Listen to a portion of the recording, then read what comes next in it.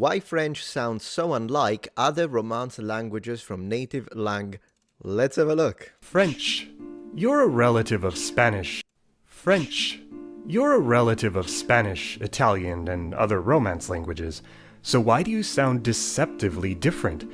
I mean, why is aqua just Cambia madre sicuro casa acqua. Wow. oh? How are cambiar en casa related to changer and che? What's the story behind the changes that make your pronunciation so, well, unique? Unique. That was good. Pardon, let me just find where this starts. Voilà.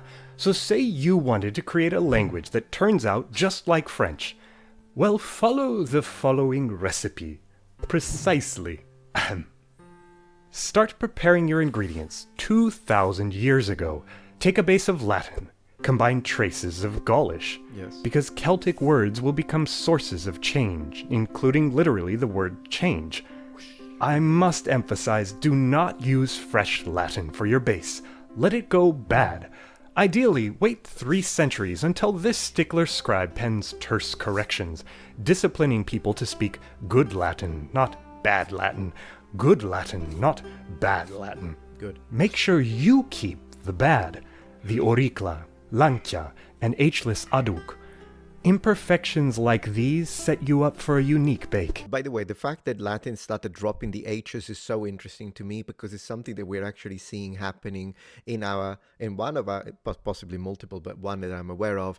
It happens in English, doesn't it? So classical Latin does pronounce the H with a slight aspiration. I don't think it was particularly exaggerated, and I think some people that do speak classical Latin in these days, reconstructed pronunciation, tend to exaggerate that H. You don't need to sound like an Arabic speaker, but a little bit of aspiration was absolutely a thing, and that's of course gone, not only in Italian. I mean, we call the H mutina, the little mute, because in Italian it's never pronounced, there is no aspiration. And I know some of you might bring up the linguistic curiosity that is the gorgia toscana, where people in Tuscany do have that sort of aspiration, but it's not with the H, it's with the C, so who cares? But even in ecclesiastical Latin or medieval Latin, and in fact late imperial Latin, we see that they started dropping the pronunciation of the H, because at the end of the day it's a simplification. People get lazy. And this happened as well in England. I mean, think about like a Cockney accent where they're like, do you have it? Instead of do you have it? Like the dropping of H's. It already happened. Now, so far, what you've mixed works for any Romance language. Okay. Well, spread it out from Portugal to Wallonia. Gradually incorporate sound shifts, not uniformly. Work them in to form a nice continuum where the edges look distinct, but locally it's similar from place to place. It's guesswork at this stage, to be honest, but be sure to include these changes throughout the age. Soften p-t-k to b-d-g, then v-the-r, then sh. From vita and aqua and securo, make vida and agua and segur. And you're a step away from early French via, ewa, seur. I see. Shorten 2 consonants to 1. Less Italian lettera, more letra. Indulge the palate, jaing kya tia bia, until a chiaresia is a cerisa. Gent becomes gent, and cambiare is canjar. Interestingly enough, the G that goes from G to J is obviously something that happened to Italian too. So there must be something when it comes to the evolution of languages that might make the sound G eventually evolve into a J, because it is happening in a lot of languages. It's not just a matter of French. And when it comes to this one, it's interesting because in some Italian dialects in the south, that's actually closer to how we say. In Sicilian, it becomes canciare, so NC, in fact. In Neapolitan, I think they say it like this, or similar to this. 1 step closer to change. And squeeze years out of fact and lact, fight and light. These are changes any saja out there may already know. Rework Rome's 5 neat short and long vowels into 7. I, E, A, O, U. I actually did these the other way around, though. This is E and this is E, unless... Did he do these correctly? Let me hear it again. Into 7. I, E, A, O, U. Oh no, he did it right. Sorry, because he moved the camera panning right to left. No, they were all correct. Great. The open and close. In fact, I'm impressed that he can do that. We have all of these in standard Italian. We differentiate between open and closed e and open and closed o, and he did them well. It's so interesting that the T changes into a the, meaning the vocalized version, rather than the th, for instance. It'd be interesting to look into how that happened, because you would imagine that the T would instead first evolve into a voiceless fricative, but interdental fricative. Interestingly enough, whenever we think of medieval French, they would roll their R's. So when you imagine, like, people, I know that in movies oftentimes they'll still speak with the bonjour, très bien, très bien.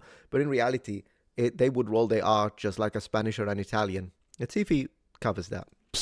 Roll with this. Roll out your language dough until words are stressed with an intense accent and final vowels drop off. Amour, tsist. Except A, which you should weaken down to like cosa.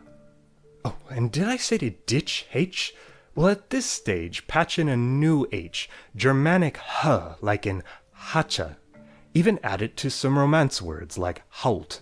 This will create fun quirks when we oust H's again. Take the voice out of final consonants, shifting wov to wef and grand to grant. Yeah, V to F, and manipulate sure. mid-vowels to A and ye and O and we. Make L after a vowel more of an ew. Sauce. That's a phenomenon that happens in English too. It's called the dark L. If you hear people in London, it doesn't really happen with posh accents that much, but it does happen historically with, like, obviously Cockney street accents, but then he went into estuary and middle class as well. And sometimes it can be, even today, you can have educated people that do this, the dark L. So instead of saying Zelda, you say Zelda. So it's a W. Or years old instead of old.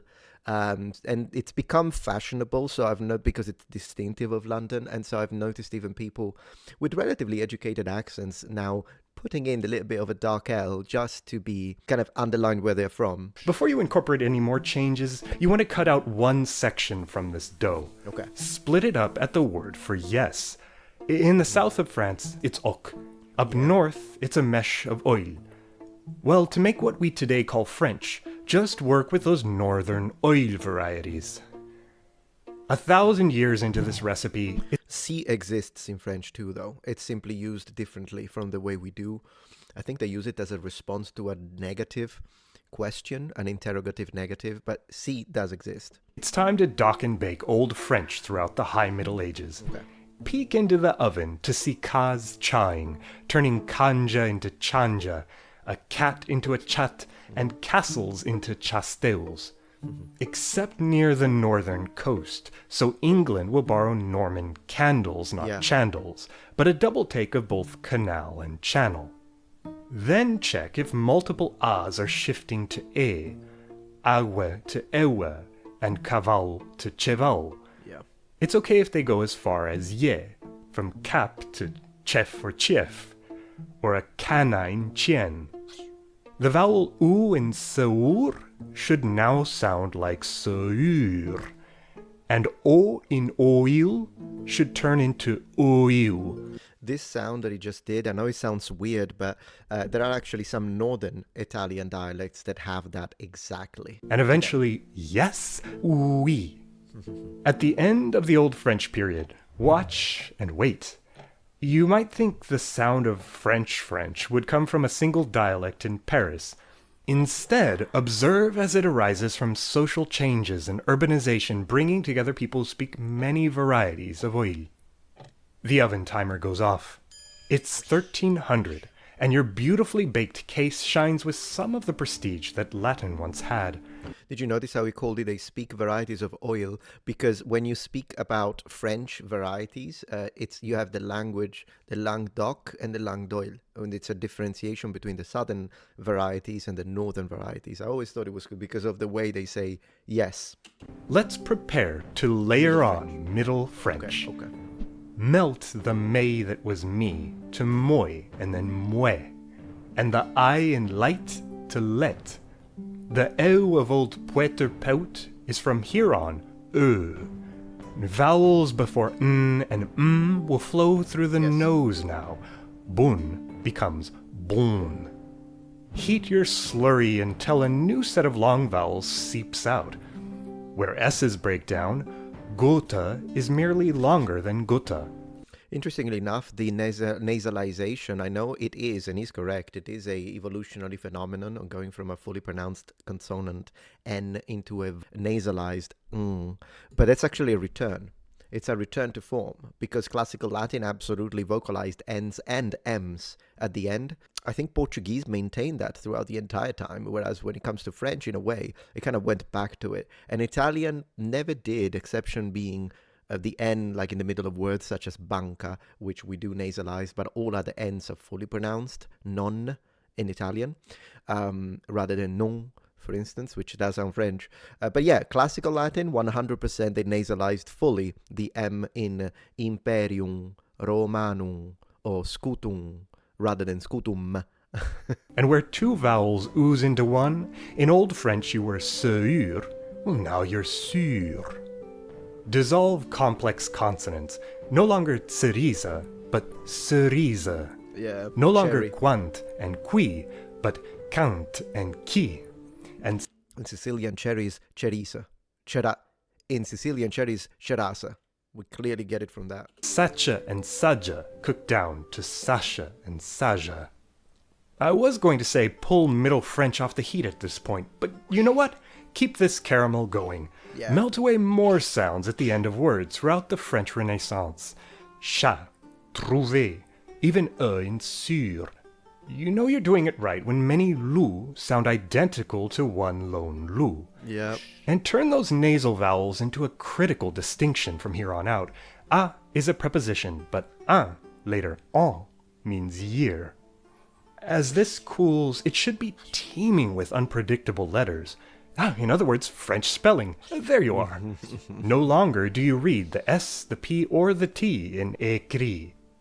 Pour these changes into your shell and watch spelling reformers grapple with their stickiness, concocting accent marks and new letters to deal with them. Now for a thick ganache of kingdom and colonization that will spread your French so far, even farther. Everywhere, temper O and yo to O and O. But when Quebec gets cold, don't cover up their archaic fret. And keep mouais and toi, while Paris spends a half-century before the Revolution shifting to toi and moi. Yeah. Guadeloupe Creole will retain an old h in hanga and hale. And Amazonian Creole will inventively mash 3 1/3 words together into one zabapin for breadfruit. Isn't it fascinating when some languages are more linguistically conservative and then you can still see the connection to the old way people would speak? That happens a lot in insular languages in Italy. Sicilian, absolutely, but even more so, and a lot more so, in fact, Sardinian, specifically the variety spoken in the north, is very conservative when it comes to sound production that still connects all the way back to classical Latin. And from Tahiti to Louisiane to the continent with more French speakers than any other, l'Afrique. As this era cools and sets, r will sometimes remain There a we go. trill. Remain because after periods of Révolution and Napoleon, a new art is stirred into Paris. For many, From the r Germans. will replace r, and while it does, you pour on a layer thick with your most Epicurean changes yet. Coat those re-emerged long vowels until by the mid-1900s only a slight flavor remains. But or pot. Quebec, bet or bête. In Paris, you should even hear bet merge into bet, and well, but is but.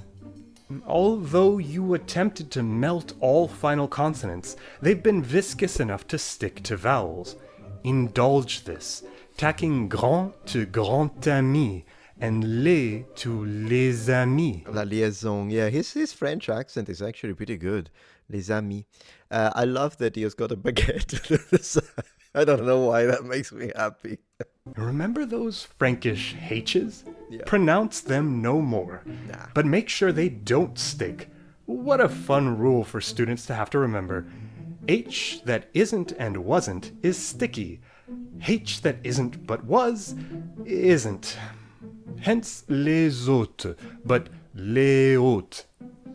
Right. Round weak to mange, petit, or even smooth it away as you pour, mange, petit.